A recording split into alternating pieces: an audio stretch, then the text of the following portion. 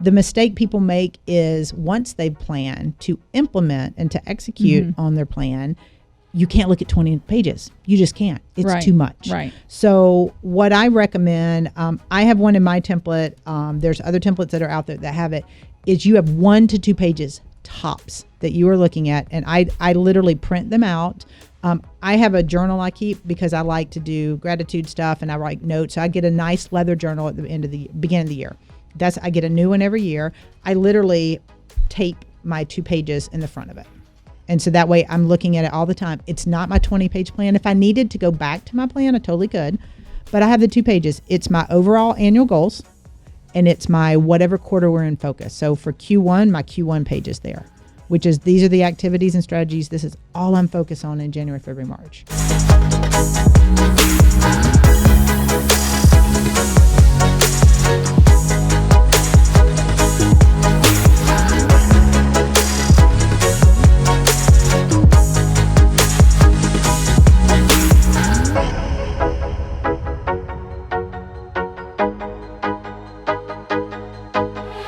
Hi, everyone, and welcome to another edition of our No Limits podcast. We are here today with my fabulous sidekick, the marvelous Miss Mendoza. So good to have you. Thank you. Good to be back. You know, it's my favorite when we get to chat. So I like it too. All right. So here's what we're tackling today, because we're coming up on year end. I have already done my planning for next year, but I feel like a lot of people are kind of behind. So we've got to. Who's behind? I know.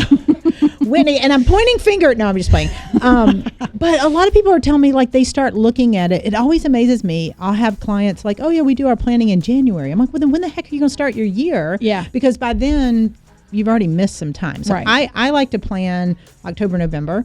So I've kind of done some pre-planning, and I'll finalize everything, put it in my template and all that, so I have it.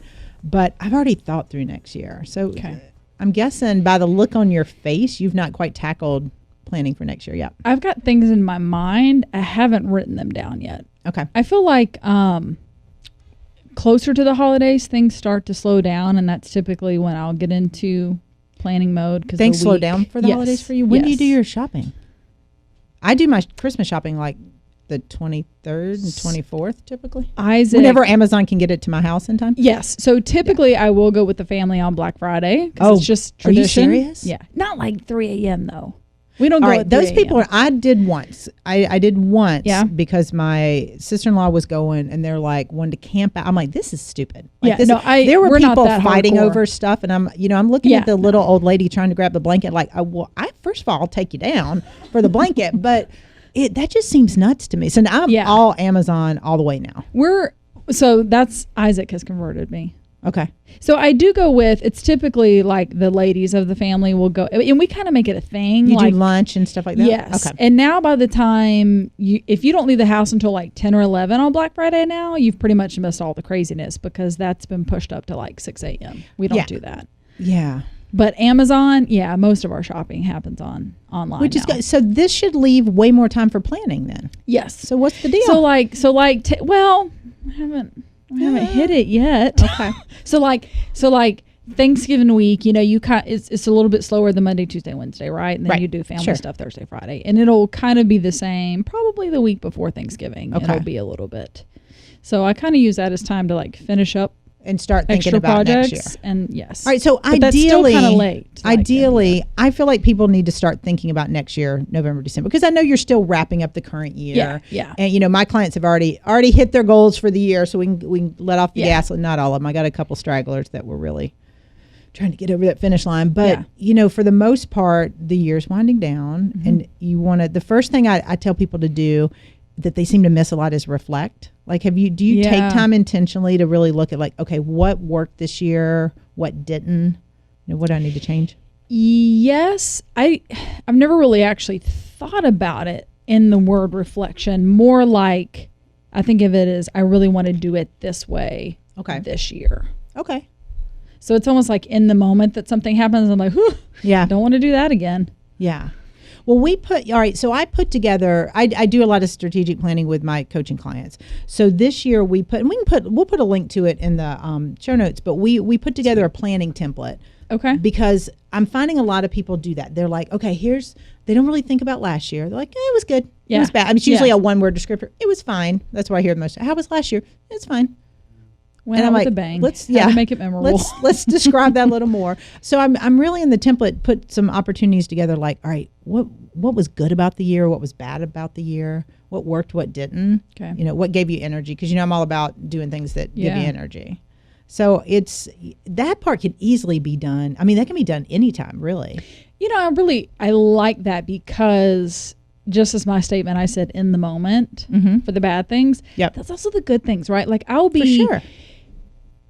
Speaking, and I know you're going to touch on intentionality. You know, that's my word. But when I'm intentional and get together with, say, a group of women who are in, you know, their businesses or leadership roles, or like I always walk away energized, and I think to myself, like I'm back in the car, and I'm like, man, I really need to do that more often, like once a month, right? To get like But again, if you're not intentional about getting on your calendar and scheduling that time, it ain't going to happen. So when you're reflecting on your year, that goes into what worked. What worked was getting together with this awesome group of women that own businesses. Need to do that more next year. So then when you put your plan together, that's where the plan comes out. Because I feel like with planning, what I see in the marketplace and what I see with a lot of other business owners is they write a plan and they think it's a plan. Yeah. It's really a goal sheet.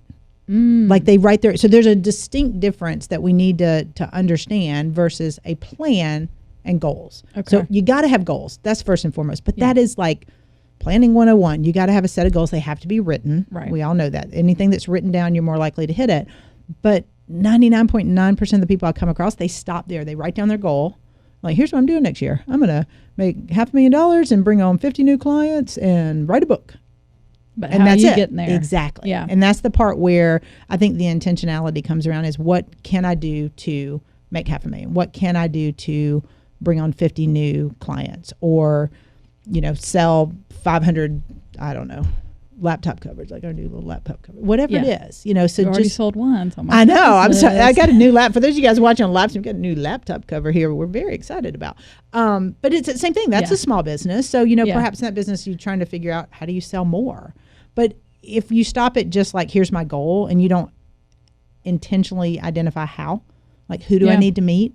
What skills do I need to develop? You know, what do I need to do to move things forward? That's where people fall off. That's what I think people don't do, is they don't look at how. Yeah. Are you guilty of that? I would agree with that. Probably. I'm not, that's one thing I love. Like, I think that's the fun part. Because to take it a step further, right? Like, even like I'm thinking through the process in my brain, I'm like, I need to do that once a month.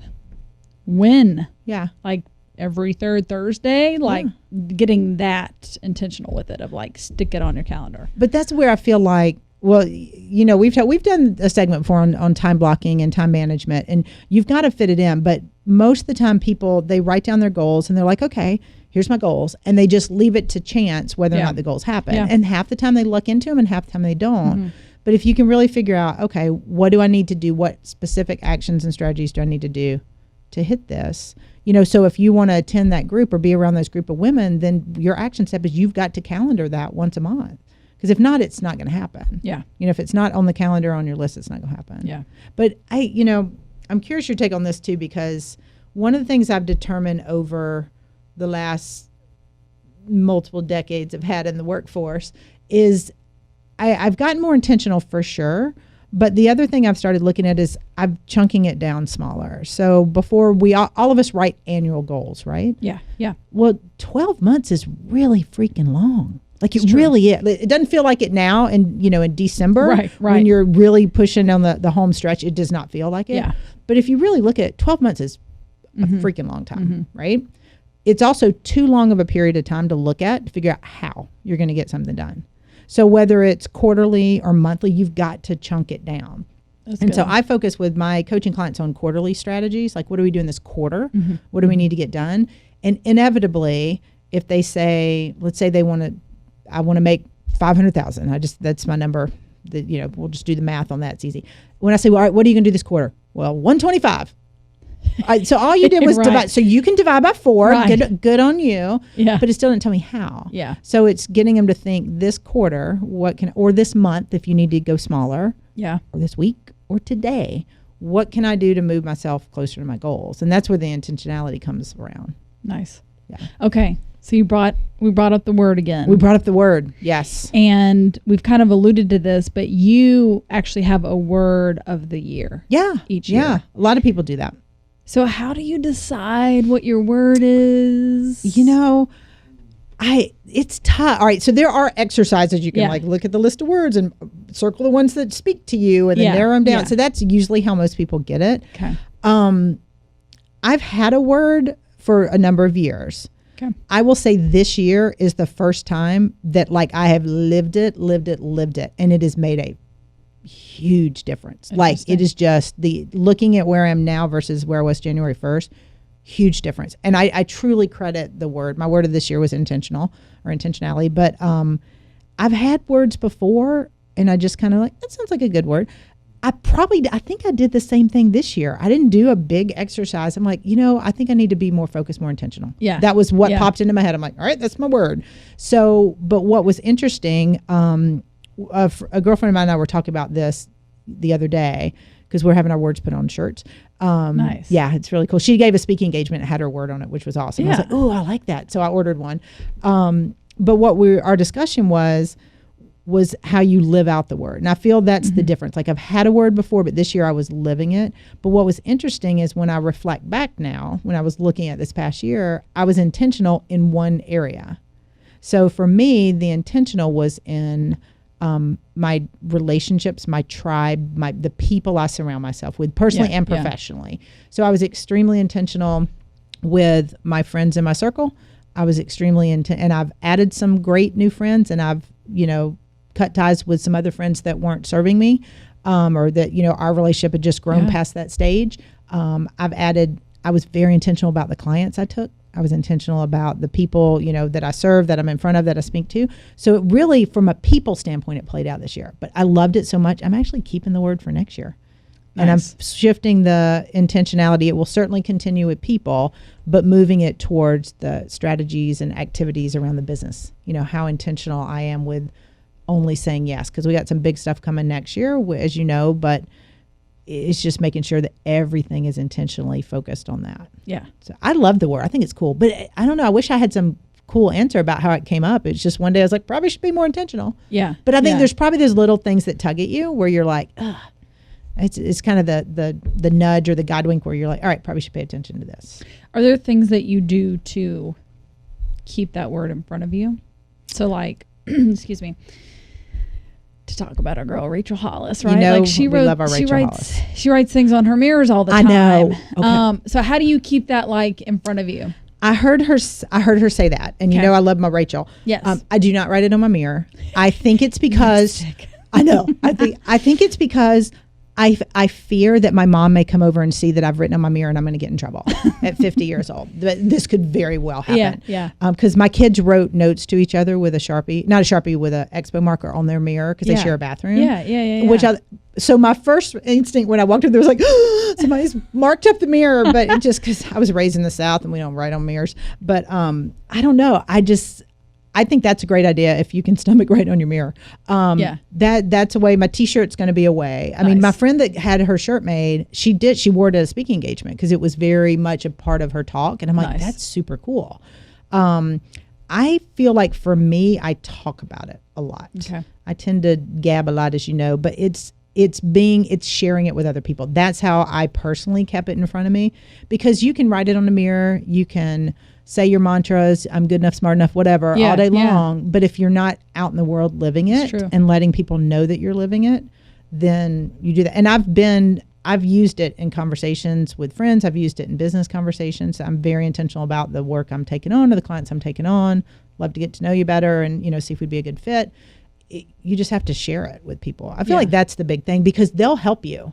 If the people in your tribe know that that's your thing, your word, they'll totally help you live it. Yeah.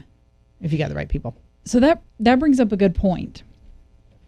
So say we're kind of doing all this and we're gearing up, and I'm going to use the old cliche of a diet, right? I was just talking to Kirsten in the office about that, where, we gear ourselves up, we as a collective, and we're like, we're not going to start a diet right now. Why? I know. You know you're going to eat bad on Thanksgiving and Christmas. Mm-hmm. So we gear ourselves up and we say January 1. Yes. And then it's the same story every year, right? Come February, whatever the percentage is of like we've all got off the wagon. Yep. So what are some ways we can be intentional with our plan, with our word? Like, how do we keep that momentum going even like when it's February or July or nearing the end of the year? Here's the deal. Let's use the diet thing, for example. One day is not going to freaking kill your diet. So you're crushing yourself. If you go, I'm going to eat bad on Thanksgiving and on Christmas, so I'm not going to start my diet till January 1st. So you've got, what do we have, like 30, 40 days between now and the end of the year. 2 days are going to suck. So you're going to give up the other 38 because you know you're going to be bad on 2. That's dumb. Yeah. That's like saying, true. And I read a quote the other day or something like, however many minutes in a day, if you have 2 bad minutes in your day, somebody cuts you off in traffic, are you going to let that tick you off and waste the rest of your day? It's the same thing with a diet. Like, really, is it reasonable for me? I mean, it's possible, but it's not reasonable for me to not eat like a raging pig on Christmas Eve or Christmas Day, whenever I'm getting together. Then take that day out. Forgive yourself. Give yourself permission. Like, you know what? I'm not going to eat until I bust, but I'm going to do awesome the rest of those 38 days because I know I'm going to have 2 that I'm not going to be as good. And I mean, that's like good. Same thing with business. If the end of January, you're not on track for your goals, do you go, screw it. I messed up the whole year. I'm out. Yeah. Right. We don't, but we let ourselves off the hooks with things like, it's usually that's us stuff like the diet, the exercising, same thing. It's all, you have 100% control over it. 100%. And I'm totally as guilty of it. Diet is an area for me, exercise for sure. But why screw up everything else? Because you're going to have 2 bad days. It's an excuse. Yeah. So the biggest thing the biggest opportunity you have for yourself and for your friends or your colleagues, call them out. Call them out. So if they say that, like, oh, we got the holidays coming up. The holidays are 2 days. Yeah. 2 days. Yeah. So it's true. Right? Yeah. Yeah. But we're all doing this. So those of you guys listening, you can eat bad on Christmas. Have fun. Enjoy your life. But get back. I actually had this conversation with my dad because for those of you guys that follow a lot know I am severely addicted to Rockstar energy drinks. I don't drink coffee. You don't have one today. I forgot to bring. I had one. I've already had one, but I forgot to bring my backup. So I'm drinking water, which my body may shut down. So I had committed to drinking more water. Yeah. I have. My dad's like, well, did you cut out the Rockstar? I'm like, come on now, no. But we'll get there. But so I committed drinking water because I'm terrible with drinking water. So I literally went to Amazon, which I love. I bought a water bottle. And it's one of those ones where it's great. You fill it up twice during the day. You start and it'll go 8 a.m., 9 a.m., 10 a.m. It tells, like I drink down to here by 8, then to here. So it's measurable and it's measured out during the day. Yeah. It's an idiot-proof way to drink water. It really is, which for me, I needed. So I've done that like 3 days. Of course, I forgot my water bottle today, but I did it. I just got it this week and I've tried it and I was texting my dad about it. And he's like, how are you doing? I was like, well, I've done it. I'm like 3 days in a row. We're doing good. And his reply was, remember, you can always start over. And I was like, what do you mean? And so I was asking him when I called, I was like, what do you mean by that? He goes, if you miss a day, which you're going to do, don't scrap the whole plan. Just keep trying. Good. So I think it's the same thing with diet. If you have a bad day, I'm a stress eater. So when those kids are driving me nuts, which is, 6.5 days out of 7, I'll grab something to eat, a carb or something at the end of the day. Don't scrap the whole plan. Yeah. So in that business, personal, everything. I mean, we do it way more personal. We beat ourselves up on that stuff for sure. That's true. But that should go. I feel like that should go in your business plan too. Like what your health and wellness goals are for the year. Well, and to your point, if you're setting quarterly goals for yourself, that gives you an opportunity to like, how did I do in quarter 1? If I didn't like it, you still got 3 more quarters to kind of. And if a quarter is too long, do a month. Mm-hmm. I mean, I like the quarter because some of my projects are bigger, especially professionally. Like, if I'm going to launch a book, that's more of a quarterly goal than it is a weekly or monthly. But just trying to break it down to where it's manageable and not overwhelming. So that way, if you get where you're behind or something, you can you push the reset button. Yeah. I think we don't give ourselves permission just to say, you know what? I kind of screwed up. I slacked off. Start over. It doesn't mean you have to abandon everything. Yeah. Yeah. So, Do you have a number one tool that you use. And by that, I mean, I'm kind of thinking going through this, we're talking a little bit about calendar. Obviously, a lot of people use like Google or your phone, things like that. And then you've got your plan. So maybe that's in a Google Doc or a spreadsheet or something like that. Because you're right. I feel like a lot of where we lose our way is we just kind of forget what we've told ourselves we're going to do, right? Like we forget the promises that we've made to ourselves. Yep. Where's maybe a good spot that we can kind of keep all that together so that when we do go back and check it, right, everything's there, right? You're not. It's not like a messy desk where you're having to flip over pages and find out where did I put that. Yeah, there's tons of great tools out there for sure. Here's what I've found with a lot of the ones I've used in the past. Most planning documents, mine included, is like usually 15, 20, 25 pages long. It's long and it's detailed. Okay. And the mistake, and we need that. We need that to plan. Yeah. The mistake people make is once they plan to implement and to execute on their plan, you can't look at 20 pages. You just can't. It's too much. Right. So what I recommend, I have one in my template. There's other templates that are out there that have it, is you have 1 to 2 pages tops that you are looking at. And I literally print them out. I have a journal I keep because I like to do gratitude stuff and I write notes. So I get a nice leather journal at the beginning of the year. I get a new one every year. I literally tape my 2 pages in the front of it. And so that way I'm looking at it all the time. It's not my 20-page plan. If I needed to go back to my plan, I totally could. But I have the 2 pages. It's my overall annual goals and it's my whatever quarter we're in focus. So for Q1, my Q1 page is there, which is these are the activities and strategies. This is all I'm focused on in January, February, March. And then when we get to Q2, I review what worked, what didn't. What do we need to change and do and focus on in Q2? And then I put that page in there. So I only have 2 pages I'm looking at. Okay. So I've planned a lot more. So there's a lot of thought going into planning. And I think most people do that. They think about planning. But like I said, some of them just outline goals. But if you could spend time and have a 1-2 page tops initiatives. Here's what I'm focused on during this quarter, this month, whatever your time frame is. Yeah. That makes it easier to execute. You can't execute on 12 months at a time. It's just too much. Yeah. That's good. That's why you get overwhelmed. Yeah. Well, yeah. Because you start looking at the year and go, oh my God. And in January, that's a lot. That's a big thing to bite off. That reminds me of like college, right? When you got the syllabus at the beginning of the class and you're like, there ain't no way we're going to be able to cover all this information. And you get to the end and you have. Yep. It's true. But what happens is they didn't teach it all to you on day one. Right. Same thing with your goals. You don't have to hit your goal January 2nd. Yeah. If you do, man, that's awesome. It means you probably set your goal too low. Yeah, but true. It's a year. So give yourself some grace, but figure out, everyone I've seen that's focused, when we switched our clients probably a few years ago, my coaching clients focused on quarterly or monthly. And I let them determine what their bite-sized piece is. I have some that we focus, within quarterly and monthly, we definitely have daily habits, weekly habits too. Yeah. That I hold them accountable to, but it made such a difference. Like people didn't feel the sense of overwhelm. They all knew the initiatives they needed to do during that 3-month period. It just made it easier. Yeah.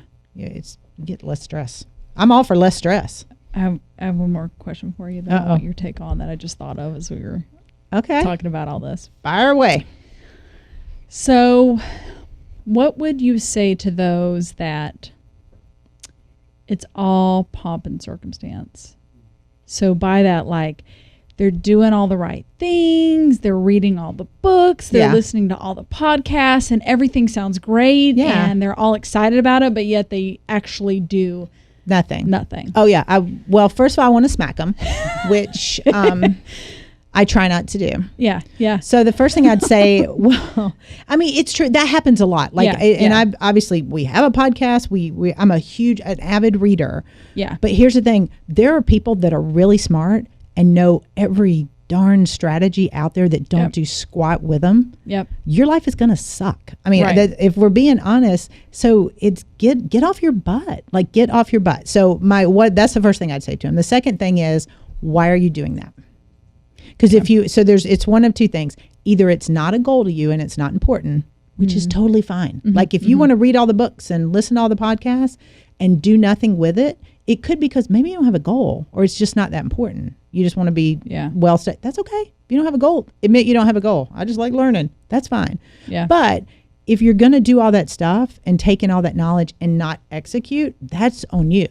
So what I always tell those people is, what's important to you? Like, what is your really goal? They're usually either a fear of getting started. So they don't, and that's not even a fear. It's like, what is my first step? Yeah. Which is why I like the quarterly focus. Don't tackle the whole year. What can you do in Q1 to move you closer to your goals? Who do you need to meet? What do you need to learn? Those people probably have learned enough. But who do you need to meet? What activities do you need to do? Yeah. So that's the first thing I tell them. The second thing is, quit making excuses. I mean, and so what I find a lot of times with the people that are knowledge junkies that don't execute, like I'm total knowledge junkie. I love all that stuff, but I'll implement and execute. If you're not going to try it, why learn it? Yeah. Like it's 100% in their control. And I tell my coaching clients that all the time. I can't want this more than you do. So that's the first thing I tell them is either you're going to do it or I'm not doing it for you. You're going to do it or you're not. And if you're not, quit talking about it. And so my job, I'm really direct. I'm direct with my coaching clients.